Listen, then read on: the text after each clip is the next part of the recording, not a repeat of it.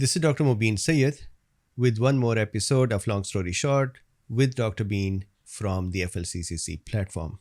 The discussion today is very important. Today we're going to look at a latest study for the long COVID symptom clusters and their proportions. In this study, what the researchers did was they looked around and across many countries and about 1.2 million people, and they looked at patients who were 20 years and above, hospitalized or outpatients, and lesser than 20 years but only outpatient, not hospitalized. And they looked at three main clusters of symptoms for long COVID. And their definition of long COVID was these symptoms, for example, respiratory symptoms, fatigue, and fatigue-related symptoms. There is a cluster of them, I'll show them, and the cognitive disorders or cognitive issues. So they saw these three clusters and their presence 3 months and onwards after the COVID infection. And generally what they found was that it didn't matter mild or moderate or severe. There was a possibility of long COVID. They actually wrote in their limitations that they did not include some data which actually showed long COVID in asymptomatic patients as well. So 1.2 million people strong study, very interesting, but it is really a meta-analysis of about 54 studies. Let's start looking at this study. So before we look at the study, here is the FLCCC.net or COVID19criticalcare.com. Here is Long Story Short with Dr. Bean. This is one of my episodes here with Dr. Paul Merrick. And what I would like you to keep in mind is here in the treatment protocols, if you go to I Recover, here you would see a number of therapies that are present which are directly related to the talk today. So in here, for example, ivermectin or moderate physical activity, low dose naltrexone is great. At least the reporting and the experience that I have with this for both neurological symptoms and fatigue, resveratrol, melatonin, aspirin, and so on. So my request to you is keep this protocol in front of you and make sure that you have this available. Then this is the study, October 10, 2022. Estimated global proportions of individuals with persistent fatigue, cognitive and respiratory symptom clusters following symptomatic COVID-19 in 2020 and 2021. Interestingly, there are other studies that are also showing that before Omicron, the long COVID prevalence and incidence became more, plus it stayed on for longer time as well. So let's look at the study now with my notes that I have curated from it. So the question that the researchers were asking was, among individuals who had symptomatic SARS-CoV-2 infection in 2020 and 2021, what proportion experienced common self-reported long COVID symptoms clusters 3 months after initial infection? The objective was to estimate the proportions of males versus females, 20 years and above, hospitalized and non-hospitalized, and below 20 years, but not hospitalized. And then they also were interested in figuring out how long the symptoms stay. And I'll give you that, I'll spill the beans right now. In hospitalized patients, the symptom set stayed for 9 months at least, or not at least, up to 9 months. And then in the outpatient patients, 4 months or so. Of course, it is a collation of many studies, so they all have their own durations. So they have given duration ranges as well. Now, from my experience, what I have been seeing is that there are a subset of patients that go beyond 1 year, even I think 1.5 years now, and still suffering. And then I've seen fewer patients, but have for sure seen patients whose symptoms either stay, are maintained, or even sometimes exaggerate. In majority of the cases, what I have seen is, and so these are anecdotes, not this study, what I've seen is that patients gradually continue to become better. And these protocols that you would see with FLCCC, you would see that these protocols help accelerate their progress towards recovery. Now, what are the findings? What is the main gist of this study? So this observational analysis involved Bayesian meta-regression and pooling of 54 studies and 2 medical record databases. These 2 are from the US, with data for 1.2 million individuals from 22 countries. And once again, the majority of the data was from the US, who had symptomatic SARS-CoV-2 infection. The modeled estimated proportion with at least one of the three self-reported long COVID symptom clusters 3 months after symptomatic SARS-CoV-2 infection was 6.2%.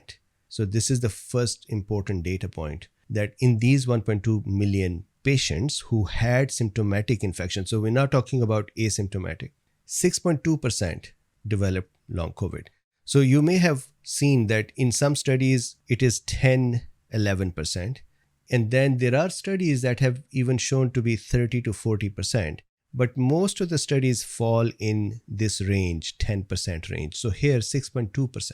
And this is also interesting that this is 6.2% because they did not go over all the symptom sets of long COVID. They just looked at 3 clusters. And so you could say that the remaining 4-5% that is not showing here may be of the remaining kind of symptoms that they were not looking at. Now, out of this 6.2%, the most common respiratory problems, and that was 3.7% respiratory problems. 3.2% had fatigue with body pains and mood swings, and 2.2% had cognitive problems. Now, as I have already said, this is interesting from both patient and physician's point of view, because if you keep in mind that majority symptom clusters are the respiratory clusters, fatigue, musculoskeletal with mood swings and body aches, and the cognitive clusters, then you can look at FLCCC protocol as well and see that what therapies are actually focused on those areas. So that is how you connect this information to practical aspect of managing these situations. Now, the design of the study just highlights 1.2 million individuals, 22 countries, 54 studies, 44 were actually published studies, and some of the countries: Faroe Islands, Germany, Iran, Italy, Netherlands, Russia, Sweden, Switzerland, and the US. And if you see here at the last line, 2 US electronic medical record databases alone containing 250,928 and then 846,046. So these combined make almost 1.1 million. So the remaining data comes from the other. Now the results were 1.2 million individuals, mean age 4 to 66 years. So you could say that why not just one age? That is the point of the mean age. But because there were multiple studies, they all had their own mean ages. They did not further create another mean age out of them. So they simply said that this is the range that was seen. And they acknowledged that in the limitations that our study is an analysis of multiple studies. Because of that, the ranges are wide. Males 26% to 88%, 6.2% with symptomatic COVID had long COVID consisting of one of these 3 symptom clusters. So let me now very quickly show you these symptom clusters as well. So here is the PDF. So there is a link as well where you go and you can download the PDF. In this PDF, if you see here, these are the symptom clusters. So ongoing respiratory problems, mild symptoms, and they have the list of those: cough, shortness of breath, heavy physical activity with heavy physical activity, and then but able to walk long distances and climb stairs. Moderate, cough, wheezing, shortness of breath, even after light physical activity, feel tired and can walk short distances or climb a few stairs. Severe symptoms, cough, wheezing, shortness of breath all the time, great difficulty walking, even short distances or climbing any stairs, feel tired when at rest and have anxiety. Cognitive problems, mild, some trouble remembering recent events and find it hard to concentrate and make decisions and plans. Moderate, memory problems and confusion, feel disoriented, hear voices sometimes that are not real and need help with some daily activities. And then persistent fatigue, body pain, mood swings, post-acute consequences, always tired and easily upset, feel pain all over the body, and have depression. Now, as I said before, 3.7%, 3.2%, and 2.2% were the percentages of the symptom clusters after adjusting for the health status before COVID-19. Now, overall percentage proportion. So you could say that there must be other symptom sets that were ignored, as I said before as well, which may have made another 4-5% of the overall 10-11% of long COVID in post-infection situations. So they actually say that overall percentage proportion of the long COVID here is 60.4% of the respiratory problems, the persistent fatigue 51%, and 35.4% with cognitive problems. And these are all not able to sum because they can be overlapping. But if you sum them all together to say, all right, these are all contained within 60, which is not possible. There may be 70 or 80 if you sum them correctly. But the remaining is those extra symptoms that we're not discussing here, or this study has not discussed. Now, this is interesting. Women and men under 20 years of age, non-hospitalized or outpatient, in them, the presence of these symptom clusters together was 2.8%, while above 20 years of age, 20 years and above, women had more symptoms of long COVID or more incidence of long COVID. It was actually double than men. So women were 10.6% and men was 5.4%. And if you see the UI, unadjusted interval, 4.3 to 22.2, and again, because these are multiple studies, that is why UI. So 10.6% in women, 5.4% in men. So women almost double than men for long COVID, these three symptom clusters. Globally, so overall, forgetting above 20, less 20, hospitalized, not hospitalized, just overall, globally, an estimated 63.2% of individuals with long COVID were women, females. This is very alarming for me. And we have known that it is more common in women than men.